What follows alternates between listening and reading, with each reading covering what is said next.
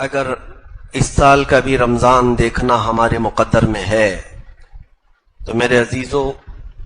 کسی بڑے مہمان کے آنے کی تیاریاں گھر میں پہلے سے ہونے لگتی ہیں۔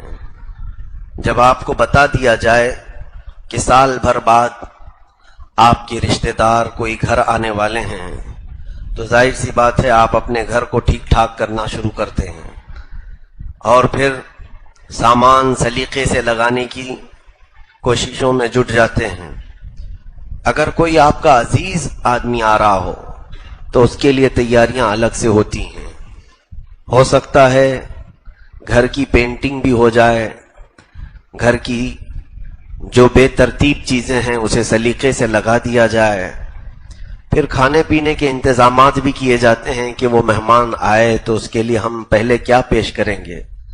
کمرہ متعین کر دیتے ہیں کہ کہاں رہے گا۔ تو یہ ہمارے عزیز مہمانوں کے ساتھ ہم یہ کرتے ہیں۔ تو جب امت مسلمہ کو یہ بتا دیا جائے کہ تمہاری زندگی میں جو رمضان آتا ہے وہ اللہ کی طرف سے مہمان ہوتا ہے، اللہ کا مہمان، اسے ضیف الرحمان کہا جاتا ہے، رحمان کا مہمان، وہ جب ہمارے گھروں پر آئے تو ظاہر سی بات ہے ہمیں پھر اپنے تمام قواعد، اپنے تمام ضوابط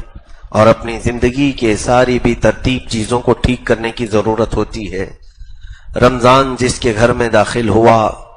اللہ کا مہمان بن کر کے آیا۔ قیامت کے دن ایک شخص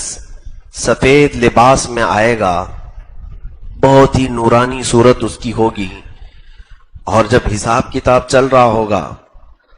تو وہ شخص سامنے آ کر کھڑا ہو جائے گا اور کہنے لگے گا کہ اے مولا تو اس کی بخشش نہ فرما، اس کو تو جنت نہ عطا کر۔ تو وہ رب ذوالجلال کے حضور جب احتجاج کرے گا، اللہ رب العزت اس سے پوچھے گا کہ اس کے خلاف تو کیوں کھڑا ہے؟ تو وہ کہے گا کہ مولا میں اس کے گھر مہمان بن کر کے گیا تھا، لیکن اس نے میری کوئی خاطر مدارات نہیں کی، میرے ساتھ نہ محبت کا سلوک کیا، نہ مجھے اس نے کچھ پوچھا۔ تو بندہ کہے گا کہ اے بندے تو جھوٹ تو نہیں بول رہا ہے، پوری زندگی میں کبھی میں نے تجھے اپنے گھر آتے دیکھا تو نہیں، کبھی میں نے دیکھا نہیں کہ تو مہمان بن کر میرے گھر آیا تھا، تو ہے کون جو میرے خلاف مقدمہ کیا ہے؟ تو اللہ رب العزت خود فرمائے گا اے بندے یہ جھوٹ نہیں بولتا، یہ ماہ رمضان ہے، آج اسے شکل دی گئی ہے، یہ خوبصورت حسین نوجوان کی شکل میں جو آج آیا ہے یہ میری طرف سے تیرے گھر بھیجا جاتا تھا ہر سال، اور اس نے تیرے خلاف آج مقدمہ کیا۔ قسم رب ذوالجلال کی، جس کے خلاف قرآن اور رمضان آ گئے وہ جنت میں کبھی جا نہیں سکے گا،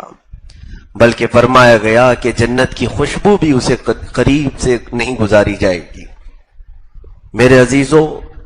رمضان اور قرآن جس کے مقابل میں آ گئے، جس کے خلاف مقدمہ کر گئے تو پھر اس کے لیے ٹھکانہ دوزخی بننا ہے۔ اس لیے کبھی بھی رمضان کی بے حرمتی نہ ہونے پائے۔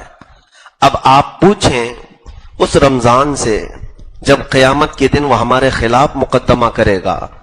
کہ اگر تو اللہ کا مہمان بن کر میرے گھر میں آتا تھا تو میں نے تیری کیا بے عزتی کی، میں نے تیرے ساتھ کیا برا سلوک کیا، آج تو اللہ کی بارگاہ میں میرے خلاف جو مقدمہ کیا ہے میں نے کون سا تیرے ساتھ برا سلوک کیا تھا؟ رمضان جواب دے گا کہ اے بندے جب تیرے گھر تیرے رشتہ داروں میں سے کوئی مہمان بن کر آتا ہے تو اس کے لیے کشادہ ہو جاتا ہے، پھیل جاتا ہے، گھر صاف کرنے لگتا ہے، بے ترتیب چیزوں کو ترتیب دیتا ہے، لیکن جب میں آیا تو تیرے گھر میں برائیاں ویسی کی ویسی تھیں، تیرے گھر کے اندر ناچ گانے تو ویسی ہی تھے، تیرے گھر کے اندر دن میں کھانا پینا ویسی ہی جاری تھا، تیرے گھر کے اندر رات میں گانے بجانے کے ساتھ قرآن کو بند کر کے لہو و لعب فضول واہیات میں بیٹھنا ویسی ہی تھا۔ کیا تیرے گھر تیرا رشتہ دار مہمان بن کر آتا ہے، کیا تو اپنے گھر کی زمین کبھی صاف نہیں کرتا، کچرا ویسی پڑا رہتا ہے؟ تو یہ رمضان کی حجت ہے جو ہمارے ساتھ ہوگی، رمضان کا مقدمہ ہوگا جو ہمارے ساتھ ہوگا۔ میرے عزیزو، آج بہت سارے لوگوں کو جب یہ کہا جائے رمضان کی تیاری کرو تو سب کے دماغ میں سب سے پہلی چیز یہ گونج جاتی ہے کہ اب راشن بھرنا ہوگا، پورے مہینے کا سامان لے کر کے آئیں، افطاری کی چیزیں کیا کیا لگتی ہیں فروٹ لے کے آ جائیں، اور پھر گھر میں دسترخوان کی ضرورت ہے، پلیٹ چمچ کی ضرورت ہے۔ یہ تمام چیزوں کے انتظامات کا نام رمضان کی تیاری نہیں۔ رمضان کی تیاری اسے کیا ہے؟ اس طرح کی تیاریاں تو شادی کی بھی ہوتی ہیں، اس طرح کی تیاریاں آپ کے گھر کے فنکشن کی بھی ہوتی ہیں۔ رمضان کی تیاری میں لوگ کپڑوں کی خریداری کو سمجھتے ہیں کہ اب بازار میں جلد سے جلد ہم کپڑے خریدیں۔ یہ تمام ظاہری تیاریاں ہیں جو اسباب کے ساتھ متعلق ہیں، لیکن رمضان جس کی صفائی چاہتا ہے وہ تمہارے آنکھوں کی صفائی ہے، تمہارے دلوں کی صفائی ہے، تمہارے زبان کی صفائی ہے، تمہارے ہاتھ و پیر کی صفائی ہے، تمہارے گھر کے ماحول کی صفائی ہے۔ کیا مسلمان یہ نہیں کر سکتا کہ اللہ کا مہمان آ رہا ہے، میرے گھر آج سے ٹی وی بند ہو جائے، میرے گھر جو فضول واہیات ہوتے ہیں اس کو میں کسی طرح بند کر دوں، شرم تو کروں، اللہ کا مہمان میرے گھر آنے والا ہے۔ باقی ان لوگوں سے میرا کوئی کلام نہیں۔